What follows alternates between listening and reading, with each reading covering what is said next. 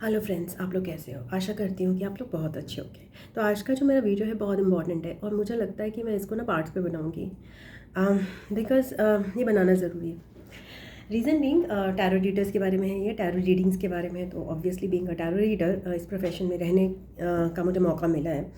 तो कहीं ना कहीं मेरा हक बनता है कि मैं इसके बारे में कुछ बताऊँ। तो क्वेश्चन आपने टॉपिक देख ही लिया होगा कि why do tarot readings go wrong. तो टैरो रीडिंग्स गलत क्यों हो जाती हैं? ऑब्वियसली हम टैरो रीडर्स को हम इतना ज़्यादा विश्वास के साथ हम टैरो रीडिंग कराते हैं, बट वो काम नहीं करती कभी कभी। I am not talking about astrology because astrology की मैं स्टूडेंट हूँ। टैरो रीडिंग जो है उसको मैं एक्सपीरियंस कर चुकी हूँ बहुत हद तक। एस्ट्रोलॉजी मैंने स्टार्ट करा। सो एस्ट्रोलॉजी का मुझे अभी नहीं आइडिया, बट टैरो रीडिंग के बारे में आते हैं। देखो, आपने हमेशा सुना होगा कि टैरो रीडर्स ना जो जब भी कोई रीडिंग देते हैं तो हमेशा एक ही लाइन बोलते हैं कि देखिए, take what resonates and don't take what doesn't. तो टैरो रीडिंग्स बहुत सारी वजहों से गलत हो जाती हैं। मैं आपको अलग अलग टैरो रीडिंग की रीज़न बताऊंगी अलग अलग पार्ट्स में कि क्या क्या रीज़न हो सकते हैं जिससे एक टैरो रीडिंग गलत हो गई। फर्स्ट ऑफ ऑल, बहुत मोस्ट इंपॉर्टेंट, क्वेश्चन ही गलत था। अगर आपने कहीं गलत क्वेश्चन पूछ लिया तो आपको आंसर कभी सही मिल नहीं सकता। तो अगर आपका क्वेश्चन गलत है, आंसर आपका गलत मिलेगा, तो अगेन आपकी गलती। रीज़न मैं आपको एक एग्जांपल बताती हूँ। एक पर्सन है, वो बहुत इंट्यूटिव है और बहुत ज़्यादा गाइडेड है, बहुत हाई सोल, ठीक है। एक पर्सन, उसने एक टैरो रीडर से, जो कि बहुत अच्छी टैरो रीडर है, उनसे गाइडेंस लिया। Okay, the tarot reader is very good and the person is very high soul. And उन्होंने क्वेश्चन पूछा कि क्या ये फलाना पर्सन मेरा ट्विन फ्लेम है? So because at that stage of time the tarot reader जो है वो बहुत अच्छी एक्सपर्ट है, बट उसने उसका आंसर दिया नहीं। उसने उसका आंसर वो 3 या 4 कार्ड्स में दिया, बिकॉज कहीं ना कहीं वो एवोल्यूशन की जर्नी में वो टैरो रीडर उतनी हाई सोल नहीं है, या क्वेश्चन गलत था। Okay, may be she is not in the twin flame journey. तो आपको नहीं पता ना कि आपने अगर ट्विन फ्लेम जर्नी का क्वेश्चन पूछा है तो सबसे पहले किसी और से पूछना कि कोई आपका ट्विन फ्लेम है। ये सबसे बड़ा स्टुपिडिटी है, because it's your personal experience. अब आपको बहुत आवाज़ें आएंगी, मेड आ गई है, तो I can't help it.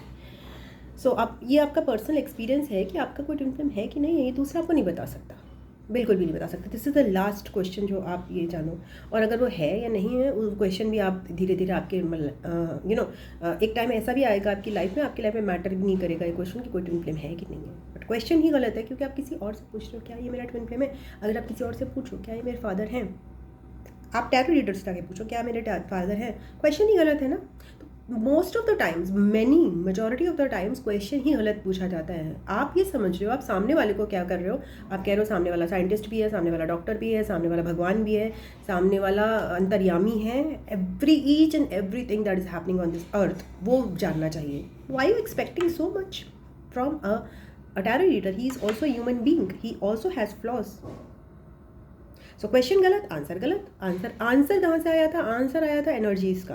Energies में था कि वो जो भी पर्सन था पर्टिकुलर, उसकी एनर्जीज बहुत डाउन थी उस समय उसके लिए, और वो पैटर्न सालों तक चला भी। वो रीडिंग गलत नहीं थी अगर वो सही तरीके से क्वेश्चन पूछा जाता। एनर्जीज बिल्कुल परफेक्ट आई थी, because energies were very negative and because of that she gave the answer no, he is not your twin flame. But ये क्वेश्चन ही नहीं पूछा जाता टैरो रीडिंग में। ओके, एंड अगेन यहाँ पर एक और बात है, कभी कभी ऐसा भी होता है अगर पर्सन को ट्विन फ्लेम है, अगर टैरो रीडर आपका ट्विन फ्लेम है, वो twin flame journey tarot reading में एक एडवांस सोल है, तो वो आपका आंसर दे भी सकता है। तो समटाइम्स यू नेवर नो, वो क्वेश्चन जो आपने पूछा होता है वो आपको ट्रिगर करता है आपकी इनवर्ड जर्नी में, आपकी इंट्यूशन में। तो उस पर्सन को वो ट्रिगर किया उसकी इनवर्ड जर्नी में कि भाई यार, मेरे को जो इंट्यूशन है वो किसी को कोई चैलेंज कर रहा है very openly, because again the tarot reader that challenges was very good. मतलब वेरी गुड का मतलब वेरी वेल नोन, उसकी इंट्यूशन बहुत ज़्यादा काबिल तारीफ। आंसर सही आया था, रीडिंग सही थी, क्वेश्चन गलत था। अगर यही पूछा जाता करंट फीलिंग्स का क्वेश्चन तो रीडिंग बिल्कुल परफेक्ट आती, वहाँ पे चैलेंज भी नहीं होता। बट उस पर्सन को जिसने क्वेश्चन पूछा था उसको सेल्फ वर्थ के इश्यूज थे, इसलिए उसी से रिलेटेड क्वेश्चन पूछा। उसका चैलेंज, उसके answers were not to find out what she already has found out, what was to believe in what she has found out. And again asking other persons validations कि भाई है कि नहीं है कि नहीं है। तो एक बार उसको एक अच्छी रीडिंग मिली, one of the readers she gave her very good reading and intuitive reader थी, and that was a twin flame and she gave her very good reading and confirmed that. Second time also she did that, दूसरे से confirm करने के लिए, and no he is not your twin flame, because self worth issues हैं यहाँ पर, जो कि बार बार दूसरों से वैलिडेशन चाह रहे हैं। And okay, that person herself is intuitive par excellence then. So question wrong होने से आंसर रॉन्ग हो जाता है. It doesn't, you can't mark it on the tarot reader, you can't mark it. और हम लोग क्या बोलते हैं, अरे बाबा इतना अच्छा था, इतना गलत कर दिया. No, not like that. ये तो वहाँ पे अभी मैं आपको असेस करके सिचुएशन बता रही हूँ, बट जनरली क्या होगा ना, जनरली टैरो रीडर को एकदम स्कैम बता दिया जाएगा, फ्रॉड बता दिया जाएगा. नहीं है वो तो केवल कार्ड्स को रीड कर रहा है. वो इंटरप्रिटेशन कैसे जा रहा है, उसको आप समझ, ट्रस्ट कैसे कर रहे हो, उसको समझ कैसे रहे हो, बहुत सारी चीज़ें इंपॉर्टेंट हैं. कभी कभी बहुत सिंपल आंसर्स होते हैं ना, क्वेश्चन पूछना ही नहीं था, यही आंसर था उस टैरो रीडिंग का. आप गलत चीज़ें पूछोगे गलत आदमी से गलत वक्त पे, तो आंसर भी तो गलत मिलेगा. तो बहुत सारी चीज़ें क्लाइंट्स की खुद की होती हैं और वो सब कुछ स्पिरिचुअल लोगों पे, टैरो रीडर्स पे डाल देते हैं. एक बहुत बहुत बड़ा सच है. तो ट्राई टू, अगर आपको अच्छा क्वेश्चन पूछना है ना, तो you need to be deserving. आपको डिजर्व करना पड़ेगा. हर किसी को आंसर्स नहीं मिलते हैं, because they don't deserve it. बहुत सारे लोग तो ये क्वेश्चन हुआ कि क्वेश्चन गलत पूछना, बोले बहुत सारे लोग पूछते हैं कि कब आएगा कोई वापस. अभी you are asking in the Saturn retrograde phase, what you are expecting. Everybody is asking the same, कब कब कब. वाई कब नहीं आ रहे हैं सैटर्न रेट्रोग्रेड में, बहुत सारे पर्सन वापस नहीं आ रहे हैं. आप तो ऐसे देखते हो जैसे आपके पर्सन कोई बादशाह है, मतलब मैं सबके लिए बता रही हूँ. हम लोग ऐसे देखते हैं कि अपने पर्सन बादशाह हैं और वो बहुत बड़े सरताज हैं और पता नहीं कौन सा किला फतेह करने की क्षमता रखते हैं, बट वो है तो पिद्दे से. वो तो खुद ही सैटर्न रेट्रोग्रेड में फंसे हुए हैं. वो कहाँ से आएंगे अपना वो विजय का पताका फैलाते हुए कि ओके मैं आ गया, देखो सारे लोगों को मैं क्रॉस करके आ गया, सारे प्लैनेट्स को मैं बिल्कुल पीछे छोड़ के, उनका कोई इफेक्ट ही नहीं हुआ. कहाँ से होगा. सैटर्न रेट्रोग्रेड तो सबसे ज़्यादा मेल्स को अफेक्ट करेगा ना. It's like Saturn is a sign of masculine energy. It's not a feminine energy. And you are expecting all the people to come during the Saturn retrograde. Question is wrong. Try to understand. The period is wrong. Most of the answers will be like, have patience, have patience, have patience. बहुत सारे लोग पूछते हैं, अरे देखिए आएगा कि नहीं आएगा, एंड डेविल कार्ड आ जाता है. अरे भाई आएगा वो पर्सन, वो छोड़ेगा भी नहीं और आपको आता भी रहेगा, बट वो आके बार बार वही पैटर्न रिपीट भी तो करवाएगा. That is what the tarot reader is trying to make you understand, but you don't understand. आएगा जाएगा भी, आएगा जाएगा भी. तो वो बात ये नहीं है कि आप कोई आएगा जाएगा, कब होगा. It's okay, these are genuine questions. I don't have, मतलब मैं अपनी रीडिंग्स में देख रही हूँ, I don't have answers, because I want to tell them कि भाई इससे आगे बढ़ जाओ. बिकॉज ये एक्चुअली ये कब कहाँ कौन कैसे, ये एक इतना बड़ा रहस्य भी नहीं है. जब आप एक्चुअली अपनी स्पिरिचुअल जर्नी में हो, आप अपनी हीलिंग जर्नी में हो, तब कब कहाँ कौन कैसे ना काम ज़्यादा नहीं करता. तब ये होता है आप अपने पर कैसे काम कर रहे हो, कैसे आप अपने आप को इम्प्रूव करते हो, ताकि आप उस फ्लो में तो पहुँच जाओ. देखिए कब तभी काम करता है जब आप नेचर के फ्लो में आओगे. इसके अलावा एक बहुत इंपॉर्टेंट रीज़न होता है, मैं ज़्यादा शॉर्ट रखूँगी, आवाज़ भी बहुत ज़्यादा हो रही है, तो बहुत शॉर्ट इंपॉर्टेंट होता है कि भाई जितना गाइडेंस ना, मैंने बोला ना, जितना गाइडेंस डिजर्व करते हो ना उतना ही मिलेगा. फॉर एग्जाम्पल एक बहुत बहुत ऊंचा टैरो रीडर किसी का गाइडेंस देता है और वो उसको टाइमिंग पूछता है कि भाई टाइमिंग बताओ. ये सब सच बता रही हूँ आपको. पर्सन ने पूछा कि मेरी ये टाइमिंग कब तक होगी, मेरी हीलिंग कब तक कंप्लीट होगी. उसने बहुत अच्छी रीडिंग करी, इतनी अच्छी रीडिंग करी उस पर्सन ने कि उसने उसको पूरा लाइफ का खाका दे दिया. भाई तुम्हारी लाइफ का मोटा मोटा सार ये है, इस तरह से तुमने किया है, इस तरह से तुम्हारी लाइफ की जर्नी है, और जो कि 100 नहीं 1000% करेक्ट है. अब टाइमिंग पे बात आती है. भाई तुमने, किसी ने तुम्हारी पूरी पास्ट से लेकर प्रेजेंट की सार दे दिया तुम्हें, बट टाइमिंग तुमने पूछी कि भाई कब होगा, टाइमिंग बता दी उसने, वो गलत हो गई, वो नहीं हुई. Depends upon your journey. वहाँ पर वो टैरो रीडर इतना कॉन्फिडेंट क्यों नहीं था. मे बी उसको लगा कि नहीं, I need to tell the timing. Sometimes you can't tell.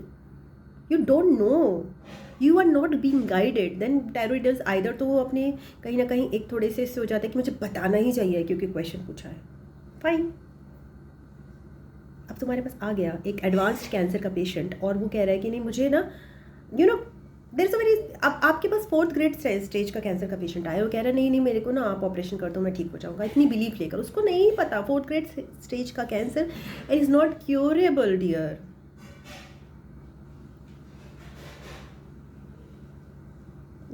Like at particular age also, age factor also है, लाइक एज फैक्टर सपोज 50+ है, वो कह रहा है कि नहीं क्योर कर दो, नहीं हो रहा। It's very dicey, it's very dicey. और वो अब जब पर्सन ने ऑपरेशन किया, ऑपरेशन बहुत अच्छा किया, फिर भी पर्सन पेशेंट डाइट। तो आप ये नहीं कह सकते ना कि फ्रॉड है वो doctor just because we tell there कि बहुत गलत है, क्योंकि at the first place operation होना ही नहीं था, होना ही होना चाहिए था ना। सो ये सारी चीज़ें हैं जो एक टैरो रीडिंग को गलत बताती हैं। जस्ट फ्यू पॉइंट्स हैं, मैं इस समय डिस्टर्ब हो रही हूँ आवाज़ से तो मैं और नहीं बताऊँगी, बट ये सारी चीज़ें हैं जो कि एक अच्छे खासे टैरो रीडर को अच्छा खासा जो गाइडेंस आपको दे चुका है उसको भी आप कह देते हो नहीं यार वर्क नहीं किया। So yes, anybody, nobody is God, take what resonates and don't take what doesn't resonate. ये बहुत इंपॉर्टेंट है because you have to have that much not even surrender, also self realization की बहुत सारी चीज़ें आपको बतानी, पता चलनी ज़रूरी नहीं होती हैं। बट हाँ कुछ तो बताया ना आपको, उससे सेटिस्फाइड नहीं होते लोग।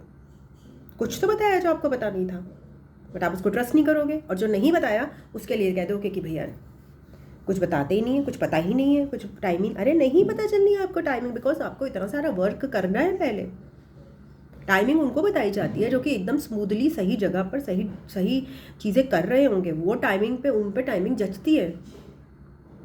जब आप में ऑलरेडी इतनी अड़चने हैं, जब ऑलरेडी आपका कलेक्टिव की एनर्जी के साथ आप अलाइंड ही नहीं हो, और कलेक्टिव की एनर्जी भी तो देखो, अलाइंड भी हो तब भी क्या हो जाएगा, कलेक्टिव की एनर्जी में टावर आफ्टर टावर मूवमेंट्स आ रहे हैं, एंड यू एक्सपेक्ट कि टाइमिंग्स आपको सारी पता होनी चाहिए चीज़ों की।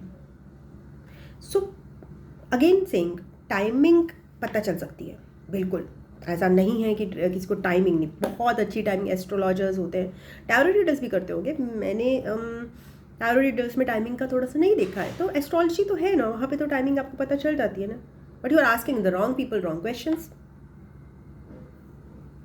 पहले आपको टाइमिंग भी तभी इफेक्टिव होगी जब आप अपनी इनर वर्क करेंगे, और इनर वर्क के लिए आपको टैरो की ज़रूरत पड़ती है बहुत बेहतरीन तरीके से। एस्ट्रोलॉजी हर चीज़ से आप इनर वर्क कर सकते हो, टैरो से आप बहुत इजीली कर सकते हो, इतना डिफरेंस है बाकी स्ट्रीम्स में और टैरो में, बस इतना फ़र्क है